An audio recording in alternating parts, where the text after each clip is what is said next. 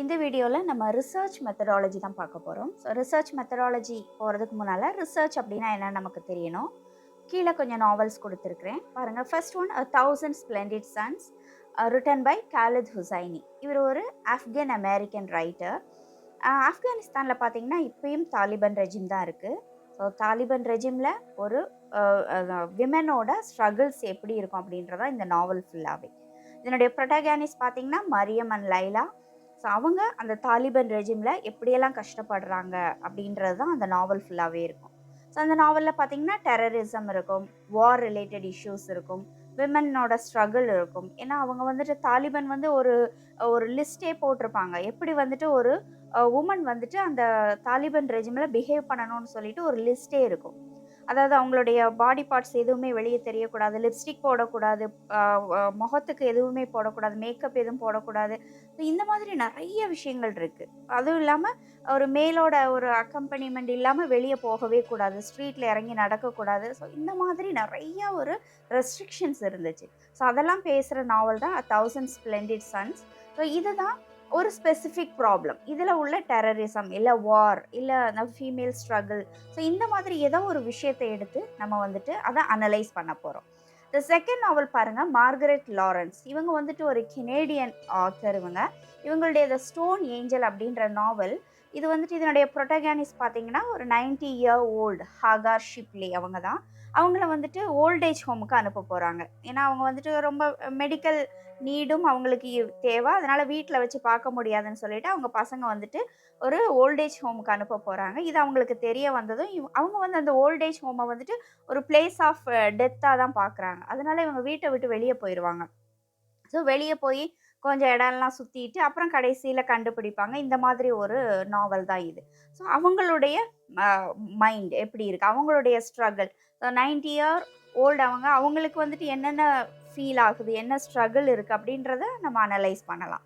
The third one பாருங்கள், We Are Not the Others. இது வந்துட்டு ஒரு டிரான்ஸ்ஜெண்டர் கல்கி சுப்ரமணியம்னு சொல்லிட்டு. ஸோ அவங்களுடைய ஓன் லைஃப்பை தான் இதை எழுதுகிறாங்க. இவங்க ஒரு டிரான்ஸ்ஜெண்டர் ஆக்டிவிஸ்ட் ஸோ அவங்களுடைய ஸ்ட்ரகிள்ஸ் இப்போ அது வந்து அவங்களுக்கு மட்டும்தான் தெரியும். அந்த ஸ்ட்ரகிள்ஸ் எப்படின்றத அதில் எழுதியிருப்பாங்க. ஸோ இதை வந்து பர்டிகுலர் ப்ராப்ளமாக வச்சு நீங்கள் வந்து அனலைஸ் பண்ணலாம். அடுத்த novel the boat people by Sharon Bala. இவங்க Sri Lankan born Canadian author. So ஸ்ரீலங்காவில் வந்துட்டு சிவில் வார் நடந்துட்டு இருந்துச்சு. எல்டிடிஇ, தமிழ் ஈழம்னு சொல்லுவாங்களே, விடுதலை புலிகள், அவங்களுக்கும் சிங்கள கவர்மெண்ட்டுக்கும் ஒரு வார் நடந்துட்டு இருந்துச்சு, சிவில் ரைட்டுக்காக. ஸோ அதுக்கடுத்து அங்கேருந்து நிறைய பீப்புள் என்ன பண்ணாங்க, ரெஃப்யூஜிஸாக வேறு வேறு கண்ட்ரீஸ்க்கு போனாங்க. ஸோ அப்படி இவங்க போட்டில் தப்பிச்சு கனடா போகிறாங்க. கனடா போனதும் அங்கே அவங்களுக்கு நிறைய ஸ்ட்ரகிள்ஸ் இருக்குது. ஏன்னா இவங்களை எல்லாமே டெரரிஸ்ட்னு நினச்சிட்றாங்க. அந்த டைமில் ஒரு பாம் பிளாஸ்ட் அங்கே ஆகுது. உடனே இவங்களையெல்லாம் கொண்டு போய் ஒரே ஒரு இடத்துல வந்து அடைச்சி வச்சிடுறாங்க. ஸோ இப்படி ஸ்ட்ரகிள்ஸ் நிறைய அவங்க அந்த ரெஃப்யூஜிஸ் வந்து அனுபவிக்கிறாங்க. அதை பற்றின நாவல் தான் த போட் பீப்புள். தென் அடுத்த ஒரு நாவல் பாருங்கள், மார்ட்டின் ஆமிஸ். இவர் வந்து பிரிட்டிஷ் ஆத்தர். இவருடைய டைம்ஸ் ஆரோ அப்படின்ற ஒரு நாவல். இது வந்துட்டு பேக்வேர்டாக போகும். எப்படி கமலஹாசனோட ஒரு பாட்டு இருக்குது, நீலவானம்னு சொல்லிட்டு, அது வந்து பேக்வேர்ட்லேயே போகும்ல. அதே மாதிரி இந்த மார்ட்டின் ஆமிஸோட இந்த நாவல் ஃபுல்லாகவே பேக்வேர்ட்லேயே வந்துட்டு நரேஷன் போயிட்டுருக்கும். ஸோ இந்த மாதிரி நீங்கள் ஒரு நாவலை எடுத்தீங்கன்னா அதில் பர்டிகுலராக என்ன ஒரு ப்ராப்ளமோ இல்லை என்ன ஒரு கொஸ்டினோ இல்லை என்ன ஒரு ஃபினாமினன் அதை வந்து நம்ம வந்து தனியாக எடுத்து அதை ஸ்டடி பண்ணலாம். இதுதான் research. So research is a systematic and organised effort to investigate a specific problem. Problem வந்து என்ன வேணாலும் இருக்கலாம், டெரரிசமாக இருக்கலாம், இல்லை ஓல்டேஜ் ப்ராப்ளமாக இருக்கலாம், எதுனாலும் இருக்கலாம். ஸோ அதை வந்துட்டு நம்ம ஒரு இன்வெஸ்டிகேட் பண்ணுறது தான் research. Then it involves the collection, analysis and interpretation of data to gain new knowledge and validate existing knowledge. So இதெல்லாம் படிக்கும்போது நமக்கு புதுசாக ஒரு ஐடியாவும் வரலாம், இல்லை இருக்கிற ஐடியாவை நீங்கள் வந்து ஹைலைட் பண்ணியும் காமிக்கலாம். ஸோ அதுதான் ரிசர்ச் அப்படின்றது. So the goal of research is to advance understanding, solve problem and contribute to the development of theories and practices. So இதுதான் ரிசர்ச் அப்படின்றது.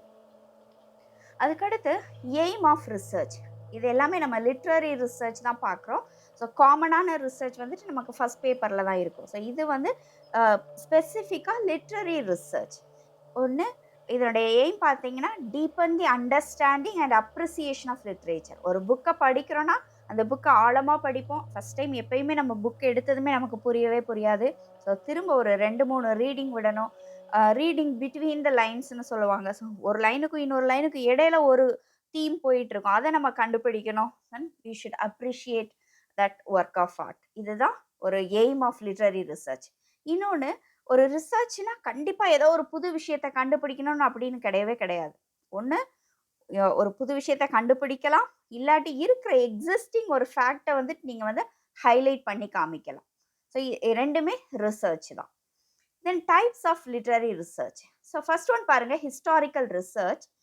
ஹிஸ்டாரிக்கல் ரிசர்ச் அப்படின்னா, இப்போ ஹிஸ்டாரிக்கல் நாவல்ஸ் நிறைய இருக்கும். ஸோ ஒரு பர்ட்டிகுலர் பீரியட்ல எழுதியிருப்பாங்க. ஸோ அந்த டைம்ல நடந்த ஒரு ஹிஸ்டாரிக்கல் ஈவெண்ட்ஸ் எல்லாமே அந்த நாவலை இன்ஃப்ளூயன்ஸ் பண்ணியிருக்கும். ஸோ அது மாதிரி உள்ள நாவல்ஸ் இந்த ஹிஸ்டாரிக்கல் ரிசர்ச் பண்ணலாம். எக்ஸாம்பிள் இங்க குடுத்திருக்கிறேன். ஹச்பி சின்வா ஹச்பியோட திங்ஸ் ஃபால் அப்பார்ட். அந்த டைம்ல இந்த பிரிட்டிஷ்காரங்க உள்ள போறாங்க, காலனைஸ் பண்றாங்க. ஸோ அவங்க வந்துட்டு இந்த மாடர்னைசேஷன உள்ள கொண்டு வரோம்னு சொல்லிட்டு, அதாவது சிவிலைஸ் பண்றோம் அங்க உள்ள பீப்பிள் அப்படின்னு சொல்லிட்டு, அங்க கிறிஸ்டியானிட்டிய உள்ள கொண்டு வராங்க. எஜுகேஷன்ல வந்து நெறைய சேஞ்சஸ் கொண்டு வராங்க. ஸோ இவங்க வந்துட்டு அங்க உள்ள ஒரு இக்போ கல்ச்சர்ல வாழ்ந்துட்டு இருக்காங்க. ஒரு குரூப்பா, ஒரு ஃபேமிலியா, ஸோ ஒரு கம்யூனிட்டியா அவங்க வந்து வாழ்ந்துட்டு இருக்காங்க. அந்த ஒரு கல்ச்சரவே ஃபுல்லாவே மாத்துற மாதிரி உள்ளதான் இந்த திங்ஸ் ஃபால் அப்பார்ட் அப்படின்றது. ஸோ இதுவுமே அந்த ஹிஸ்டாரிக்கல் பேக்ரவுண்டோட நீங்க வந்து அனலைஸ் பண்ணீங்கன்னா, இது ஒரு ஹிஸ்டாரிக்கல் ரிசர்ச் ஆகும். தென் பொன்னியின் செல்வன் நம்ம எல்லாமே மூவி கூட பார்த்துருப்போம். கல்கியோட சோழர்களோட அந்த ஒரு டைனாஸ்டி அத பத்தின ஒரு நாவல் தான் இது. தென் உல்ஃப் ஹால், ஹிலாரி மேண்டலோட புக்கர் பிரைஸ் வின்னிங் நாவல். இது டியூடர் ஹிஸ்டரிய பத்தி சொல்ற ஒரு நாவல். ஸோ நீங்க இந்த நாவல்ஸ் எல்லாமே நீங்க வந்துட்டு ஹிஸ்டாரிக்கல் பெர்ஸ்பெக்டிவ்ல பார்க்கணும். அந்த டைம்ல டியூடர் பீரியட்ல யாரு மொனார்க்கா இருந்தா, அவங்க என்னென்ன ஸ்கீம்ஸ் கொண்டு வந்தாங்க, எது மக்கள அஃபெக்ட் பண்ணுச்சு அப்படின்ற எல்லா விஷயமுமே அந்த நாவல்குள்ள இருக்கும். ஸோ இத ரிசர்ச் பண்றது தான் ஹிஸ்டாரிக்கல் ரிசர்ச். அதுக்கு அடுத்தது பாருங்க, biographical research. So mostly biographical research அப்படின்னாலே அவங்களுடைய பர்சனல் ஃபீலிங்ஸ், அவங்களுடைய பர்சனல் எக்ஸ்பீரியன்ஸ எழுதுறத மட்டும் தான் நம்மளால பயோகிராபிக்கல் ரிசர்ச்சா நம்ம வந்து அத வந்து பண்ண முடியும். இப்ப பாருங்க, ஃபர்ஸ்ட் நாவல் பாருங்க, ஃப்ரெடரிக் டக்ளஸோட narrative of the life of Frederick Douglass, an American slave written by himself 1845ல. ஸோ அவரு ஸ்லேவா இருந்தாரு. அந்த ஸ்லேவரியில என்னென்ன அனுபவிச்சாருன்றத அவரே எழுதியிருக்கிறாரு. ஸோ இதான் biographical research. Second book my father Baliah, ஒரு இந்தியன் ரைட்டர் ஒய்.பி. சத்யநாராயணான்னு சொல்லிட்டு. இது வந்து தலித் லிட்ரேச்சர். ஸோ அவங்க வந்துட்டு 3 ஜெனரேஷனா, அவங்க தாத்தா, அவங்க அப்பா, இவரு. ஸோ 3 ஜெனரேஷனும் எப்படி வந்துட்டு அந்த தலித் அப்படின்ற ஒரு டேக்லைன் அதுக்கு எப்படியெல்லாம் அவங்க வந்துட்டு கஷ்டப்பட்டாங்க அப்படின்றது தான். தென் அந்த நாவல்ல எஜுகேஷன் எப்படி இவங்கள சேஞ்ச் பண்ணுச்சு, இவங்களுடைய அந்த ஒரு லோ இதிலிருந்து எஜுகேஷன் எப்படி வந்து இவங்கள வந்துட்டு ஒரு மரியாதைக்குரிய ஒரு இடத்துக்கு கொண்டு வந்துச்சு அப்படின்றது தான் my father Baliah. Then a farewell to arms நம்ம படிச்சிருப்போம், ஏர்னஸ்ட் ஹெமிங்வேயோடது. அவர் ஒரு ஆம்புலன்ஸ் டிரைவரா இருந்தார் வேர்ல்ட் வார்ல. ஸோ அத பத்தின ஒரு நாவல் தான் ஃபேர்வெல் டு ஆர்ம்ஸ். தென் கடைசியில பாருங்க, ஒன் லிட்டில் ஃபிங்கர் அப்படின்னு சொல்லிட்டு மாலினி சிப்ன்றவங்க எழுதியிருக்காங்க. இவங்க ஒரு இந்தியன் ரைட்டர். இவங்க ஒரு டிசேபிள் பர்சன். இவங்களால நடக்க முடியாது. வீல் சேர்ல தான் இருப்பாங்க. ஸோ மோஸ்ட்லி நீங்க பார்த்தீங்கன்னா, disability studies, Dalit literature, slave narrative, war narrative, இது எல்லாமே அவங்களுடைய ஓன் எக்ஸ்பீரியன்ஸ மட்டும் தான் எழுத முடியும். ஸோ இது எல்லாமே நீங்க வந்துட்டு பயோகிராபிக்கல் ரிசர்ச்சா பண்ணலாம். அதுக்கு அடுத்து பாருங்க, டெக்ஸ்சுவல் ரிசர்ச்.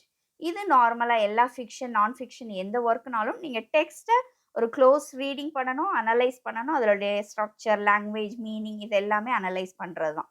ஒரு தீம்ஸ் இது எல்லாமே.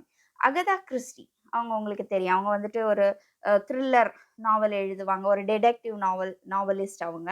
அவங்களுடைய ஒர்க்ஸ் எல்லாமே நீங்க வந்துட்டு ஸ்டைலிஸ்டிக் அப்ரோச்ல நீங்க வந்துட்டு அது எல்லாமே அனலைஸ் பண்ணலாம். ஸோ இதுதான் டெக்ஸ்சுவல் ரிசர்ச்.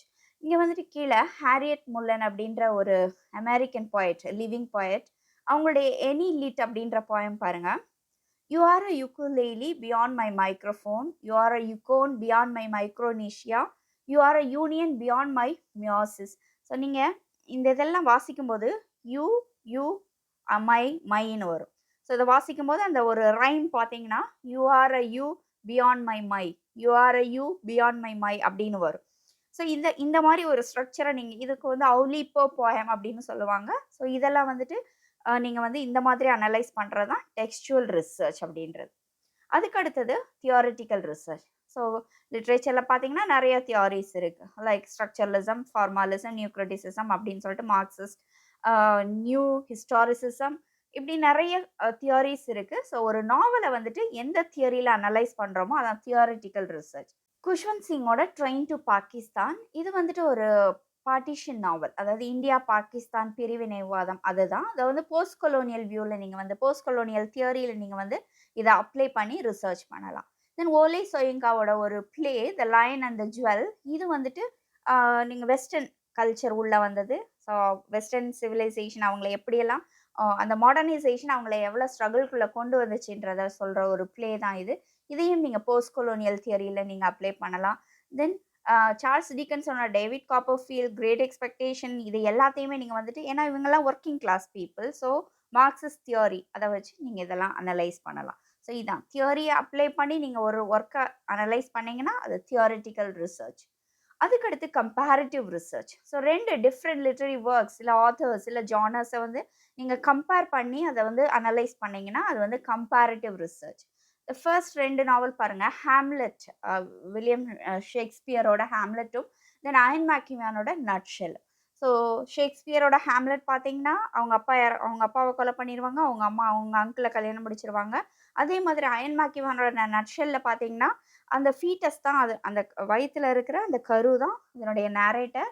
அவங்க அம்மா என்ன பண்ணுவாங்க, அவங்க அப்பாவுக்கு தெரியாம அவங்க அங்கிள் கூட ஒரு இல்லிசிட் ரிலேஷன்ஷிப் வச்சிருப்பாங்க. ஸோ அவங்க அப்பாவ எப்படி கொலை பண்ணலான்னு பிளான் பண்ணிட்டு இருப்பாங்க. இது அந்த ஃபீட்டஸ் கேட்டுட்டு இருக்கும். ஸோ இதுதான். இத வந்து நீங்க அந்த ஹாம்லெட்டோட கம்பேர் பண்ணணும். It's a retelling of Hamlet அப்படிதான் அந்த நட்ஷெல். அதுக்கு கீழ உள்ளது பாருங்க. நீங்க இந்த மூவி பார்த்திருப்பீங்க. ஷியாம் சிங்கா ராய் அப்படின்னு சொல்லிட்டு நானியும், சாய் பல்லவியும் நடிச்சிருப்பாங்க. இது வந்துட்டு ஒரு தேவதாசி. அவங்கள வந்துட்டு எப்படி அந்த அவங்க தேவதாசி அந்த இதுக்குள்ள இருந்து வெளிய கொண்டு வந்து அவங்களுக்கு எப்படி ஒரு புது லைஃப் குடுக்குறாங்க அப்படின்றது தான் அந்த மூவி. ஸோ அந்த மூவிய வந்துட்டு நீங்க வந்து சுதாமூர்த்தியோட 3000 ஸ்டிச்சஸ் கூட கம்பேர் பண்ணலாம். சுதாமூர்த்தியோட நாவல் பார்த்தீங்கன்னா, இட் இஸ் அபவுட் தேவதாசி தான். அந்த விமன எப்படி கொண்டு வந்துட்டு அவங்களுக்கு என்னென்ன அவங்களோட விமன் எம்பவர்மென்ட்க்கு என்னென்ன பண்றாங்க அப்படின்றது தான் அந்த 3000 ஸ்டிச்சஸ் அப்படின்ற நாவல். ஸோ இப்படி தீம்ஸ் இல்ல cultural context, so similarities, differences இதெல்லாம் படிக்கிறது தான் கம்பேரிட்டிவ் ரிசர்ச். அதுக்கடுத்து ரிசப்ஷன், ஆடியன்ஸ் ரிசர்ச். இப்ப பார்த்தீங்கன்னா, ஒரு ஒர்க் வெளிய வந்ததும் ஆடியன்ஸோட ரெஸ்பான்ஸ் இல்ல அத எப்படி ஏத்துக்கிறாங்க, அத வச்சு கூட நீங்க வந்துட்டு ரிசர்ச் பண்ணலாம். நீங்க தஸ்லீமா நஸ்ரீன் கேள்விப்பட்டிருப்பீங்க. இவங்க ஒரு பங்களாதேஷி ரைட்டர். இவங்களுடைய நாவல் லஜ்ஜா அப்படின்னு ஒண்ணு. இங்கிலீஷ்ல வந்து ஷேம் அப்படின்ற ஒரு டிரான்ஸ்லேஷன்ல வந்துச்சு. இது வந்துட்டு ஒரு ஹிந்து லேடி அந்த முஸ்லீம் கண்ட்ரில எப்படியெல்லாம் ஸ்ட்ரகிள்ஸ் அனுபவிக்கிறாங்கன்னு சொல்லிட்டு, இது வந்துட்டு அந்த முஸ்லீம் கம்யூனிட்டி வந்து இத வந்து பேன் பண்ணிட்டாங்க. ஸோ இவங்கள வந்துட்டு அந்த நாட்ட விட்டே வெளிய தொரத்துனாங்க. இவங்க உயிருக்கு பயந்துட்டு இந்தியாலலாம் கூட வந்து இருந்தாங்க. தஸ்லீமா நஸ்ரீன். ஸோ இது இது மாதிரி ஆடியன்ஸோட ரிசப்ஷன வச்சு கூட நீங்க வந்து ஒரு ரிசர்ச் பண்ணலாம். தென் சல்மான் ரஷ்டி நமக்கு தெரியும். தி சட்டானிக் வெர்சஸ் இதுவுமே வந்துட்டு ஒரு முஸ்லீம் கண்ட்ரி ஈரான்ல உள்ள அந்த முஸ்லீம் லீடர் ஒருத்தர் இருக்காரு. ருஹோலா கொமெய்னி அப்படின்னு சொல்லிட்டு. இவங்க வந்துட்டு ஒரு ஃபாத்வா அவர் மேல அறிவிச்சிருந்தாங்க. அதாவது அவர வந்து எங்க பார்த்தாலும் கொலை பண்ணலாம் அப்படின்னு சொல்லிட்டு. அதுக்கு வந்து இவங்க வந்து ரிவார்ட் எல்லாம் அறிவிச்சிருந்தாங்க. ஸோ அந்த மாதிரி ஒரு பயங்கரமான ஒரு இதெல்லாம் இருந்துச்சு. சல்மான் ரஷ்டி மேல. தென் 2022ல அவரு வந்து ஸ்டேஜ்ல பேசிட்டு இருக்கும்போது அவர அட்டாக் பண்ணாங்க. ஸோ இந்த மாதிரி தஸ்லீமா நஸ்ரீனோட ஷேம் இல்ல சல்மான் ரஷீடோட செட்டானிக் வெர்சஸ் இது மாதிரி டிஹெச் லாரன்ஸோட நிறைய நாவல்ஸ் பார்த்தீங்கன்னா பேன் பண்ணியிருப்பாங்க. ஸோ இது எல்லாமே ரிசப்ஷன், ஆடியன்ஸ் ரிசர்ச் அப்படின்னு நம்ம சொல்லலாம். Then interdisciplinary research. So literature அப்படின்னாலே ஒரு இன்டர் டிசிப்ளினரி தான். எல்லா ஃபீல்டையும் நம்ம படிப்போம். அது மாதிரி ஹிஸ்ட்ரி, சைக்காலஜி, சோஷியாலஜி ஸோ இப்போ எல்லாமே ஃபிக்ஷனுக்குள்ள அது எல்லாமே படிச்சோம்னா அதுதான் இன்டர் டிசிப்ளினரி ரிசர்ச். எக்ஸாம்பிள் பாருங்க, the fault in our stars அப்படின்னு ஜான் கிரீன் ஒருத்தர் எழுதியிருக்கிறாரு. ஸோ இது வந்துட்டு ஒரு கேன்சர் பேஷண்ட்ஸை பற்றின ஒரு நாவல் இது. ஸோ இதில் உள்ள பேஷண்ட்டுக்கு ஒரு பிள்ளைக்கு வந்து தைராய்டு கேன்சர் இருக்கும், இன்னொன்று ஆஸ்டியோசார்கோமா போன் கேன்சர் இருக்கும். ஸோ அதை பற்றின நாவல் தான். அப்போ நம்ம வந்துட்டு நாவலை மட்டும் படிக்காமல் இந்த டிசீஸை பற்றியும் படிப்போம். ஸோ இதுதான் இன்டர் டிசிப்ளினரி. தென் பக்கத்தில் பிலிப் ராத், இவர் வந்து அமெரிக்கன் ரைட்டர். இவரோட நெமசிஸ் அப்படின்ற புக்கு இது வந்துட்டு போலியோ எபிடெமிக், ஒரு நெவார்க் அப்படின்ற இடத்துல போலியோ எபிடெமிக் வந்துருச்சு. அதை பற்றின ஒரு நாவல் தான் இந்த நெமசிஸ் அப்படின்றது. ஸோ இதெல்லாம் பார்த்தீங்கன்னா நீங்கள் வந்துட்டு இது வந்து லிட்ரேச்சர் மட்டும் இருக்காது, இதில் நீங்கள் மெடிசனையும் உள்ளே கொண்டு வரணும். ஸோ இதுதான் இன்டர் டிசிப்ளினரி ரிசர்ச். அதுக்கு அடுத்து பாருங்க பிப்ளியோகிராஃபிக்கல் ரிசர்ச். ஸோ இது வந்துட்டு ஒரு பப்ளிகேஷன், ஹிஸ்ட்ரி, எடிஷன் இல்லை டெக்ஸ்டுவல் வேரியேஷன். இப்போ பாருங்க, நமக்கு மகாபாரத ராமாயணா தெரியும், அதில் உள்ள கதைகள்லாம் தெரியும். ஆனால் அதை வந்துட்டு சித்ரா பானர்ஜி திவகாருணி வந்து பேலஸ் ஆஃப் இல்யூஷன் ஒன்று எழுதியிருக்காங்க. இது வந்துட்டு மகாபாரதால திரௌபதியோட பாயிண்ட் ஆஃப் வியூவில் எப்படி மகாபாரதம் இருக்கும் அப்படின்னு சொல்லிட்டு எழுதுறது தான் அந்த பேலஸ் ஆஃப் இல்யூஷன்.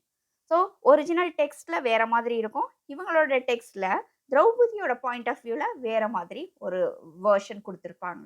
தென் பக்கத்தில் அசுரா, தி டேல் ஆஃப் வேங்கிஷ்ட் அப்படின்றது இது ராமாயணால ராவணாவோட பாயிண்ட் ஆஃப் வியூவில் ராமாயணா எப்படி இருக்கும் அப்படின்றது தான். இதை எழுதுகிறவர் ஆனந்த் நீலகண்டன், இவரும் ஒரு இந்தியன் ரைட்டர். ஸோ இதுதான் பிப்ளியோகிராஃபிக்கல் ரிசர்ச்.